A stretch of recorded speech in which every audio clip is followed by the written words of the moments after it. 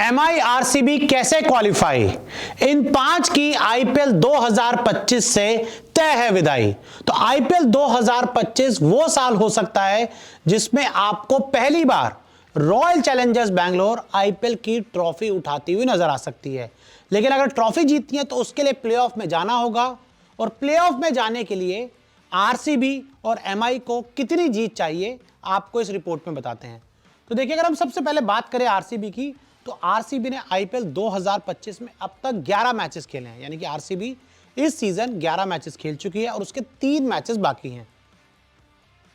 11 match में RCB के नाम 8 जीत, और आरसीबी ने जो 11 मैचेस खेले हैं उसमें से आरसीबी ने 8 मैच जीते हैं, यानी कि इनका जो विन परसेंटेज है वो बहुत अच्छा है, और सिर्फ इस सीजन 3 मैच हारे हैं। 8 जीत के साथ आरसीबी के 16 पॉइंट्स, और आरसीबी ने 8 मैचेस जीतने के साथ ही अपने जो पॉइंट्स हैं उनको 16 कर लिया है। हालांकि हमने हमेशा आईपीएल में देखा कि 16 पॉइंट्स में हमेशा जो टीम्स हैं वो क्वालिफाई कर जाती हैं, लेकिन आईपीएल 2025 एक ऐसा साल है, शायद पहली बार ऐसा हुआ कि 10 टीमों आने के बाद टीम्स जो हैं अभी तक 16 पॉइंट्स में भी क्वालिफाई नहीं कर पाई, क्योंकि काफ़ी सारी टीमें 16 पॉइंट्स पर हैं, कुछ 15 पे हैं और कुछ 14 पॉइंट्स पर हैं। तो देखिए, प्लेऑफ के लिए आरसीबी को एक जीत चाहिए। अब आरसीबी को यहां से अगर प्लेऑफ में जाना है तो उनको 3 मैचेस में सिर्फ एक जीत चाहिए।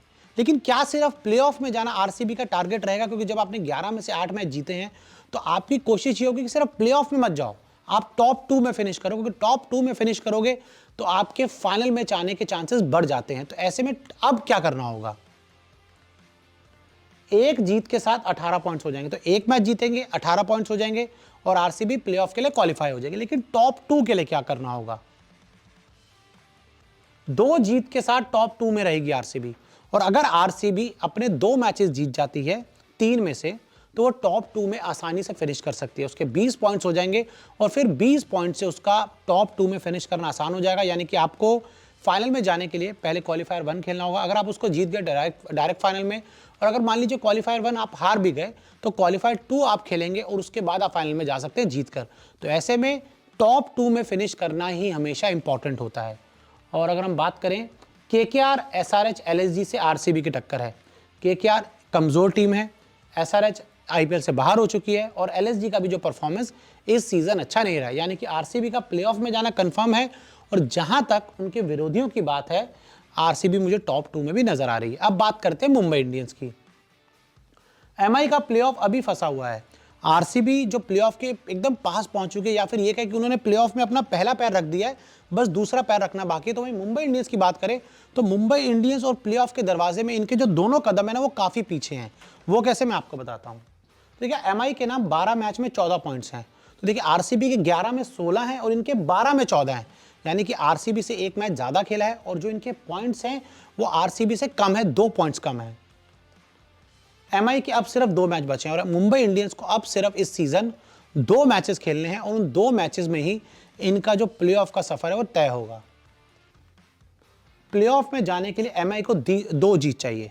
अगर मुंबई इंडियंस को प्लेऑफ में जाना है तो यहां से उनको अगले 2 में से 2 मुकाबले जीतने होंगे, और वो 2 मुकाबले मुंबई इंडियंस किस टीम के साथ खेलने वाली है?